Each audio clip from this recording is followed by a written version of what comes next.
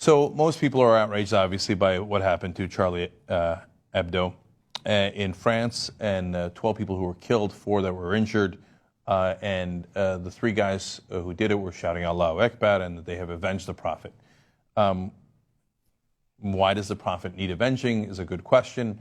Can't he handle it himself? He's a prophet, right? How about Allah? He can't handle it? He needed you? Okay, well, one particularly loathsome guy named Anjan Choudary decided that he was going to weigh in on this. He's been on Fox and CNN, and he said, here, he's a Muslim cleric, apparently a radical one in Britain. He said, Muslims love the Messenger Muhammad more than their parents, children, and even themselves. Why don't people understand? Well, that sounds like a cult, doesn't it? And look, I'm not a believer. I'm not a believer in Christianity, Islam, Judaism. I don't believe any of it. Chosen people is an absolute joke. Guy walks on water, virgin birth. I mean, are you mental? Are you mental? That's what you are, right? I don't believe in any of those fairy tales. I also don't believe Thor has a really strong hammer, or the Zeus throws down lightnings, or comes down every once in a while and has sex with humans. Do you understand that if you're not a believer, all those myths sound equally crazy, okay? And then sometimes, wow, look at that. Crazy people take those myths and decide to do crazy things with them, okay? But yet we're supposed to respect that. Okay, now, so I've told you already, I'm a non-believer, I'm agnostic, right? If you believe in your religions, I have nothing but eternal damnation facing me. So 2 points about that. One, isn't that enough? So the guys you've killed, the cartoonists that you killed for the attackers that I'm talking to here, what can you do to them that Allah couldn't?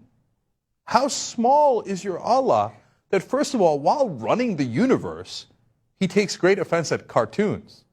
He's got to be the most sensitive, supreme being I've ever heard of.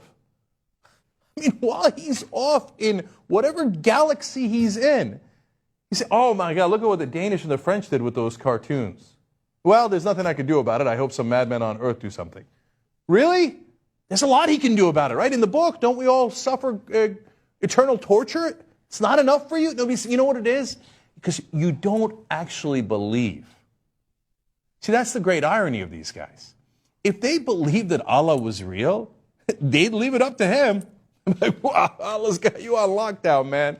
Okay? But they don't believe. They don't believe that anything's going to happen to those guys in the afterlife. That's why they think they have to take action now to defend their sad, pathetic ideology, which is fundamentalist Islam.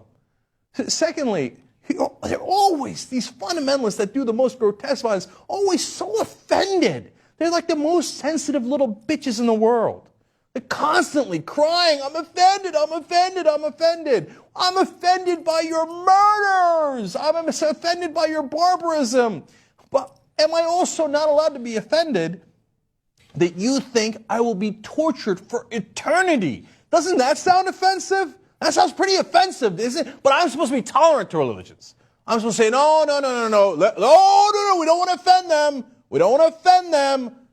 They say we will be burned alive for the rest of time after we pass away. But they're the ones offended.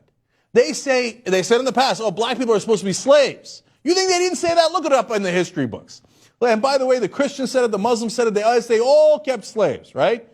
But God forbid we should offend them. Now they say gays will burn in hell, and they shouldn't be married, and they shouldn't be allowed to adopt, and all these different things. And in some countries, they say that if you're flagrantly gay, you should be executed. But we shouldn't offend them. We shouldn't offend them. Don't you understand how holy our Prophet Muhammad is? Well, if he's so powerful, leave it up to him when we all pass away, but you don't believe that. You see, I believe in science. So, for example, let's call my God science, right? One of his prophets is gravity. If you say, I do not believe in your gravity, I say, have at it, Hoss. I don't have to go and shoot you. I don't have to be offended by that. See, I'm a true believer. I believe that if you step off the ledge of the building, gravity, my prophet will have consequences for you. See, I don't have to do anything extra because you're going to fall down and die. I don't have to do anything extra. In fact, I would try to talk you off the ledge. I would try to save your life. Say, no. My prophet and my God is not to be messed with. 2 plus 2 actually equals 4. And if you step off that ledge, gravity, believe me, will have consequences for you. I don't have to do anything to protect the honor of gravity or science. You see, you don't believe that there is a God. You don't believe in Allah. You don't believe in Muhammad. That's why you think you have to protect their honor, because you think they don't actually exist and can't stand up for themselves. Your book says they can, but you don't believe that. So here's more from this clown, the cleric that I was just talking about. May Allah allow Muslims and non-Muslims live together under divine law, where the honor of citizens and prophets is protected. First, whenever anybody starts talking about honor, run out of the building. Okay? Honor is almost always now followed by some sort of killing. Honor killings in Islam, our guys, we're going to stand up for honor and murder everybody in the area, right?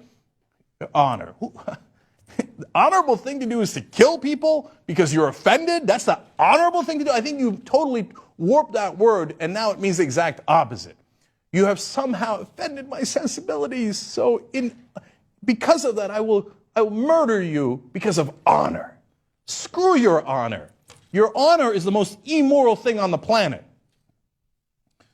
Finally, this Chudari guy says, freedom of expression does not extend to insulting the prophets of Allah, whatever your views on the events in Paris today. No. My views on the events of Paris today is that freedom of expression absolutely, positively includes insulting your prophet, your God, yourself, and any damn else thing I like to insult. That is the point of freedom of speech.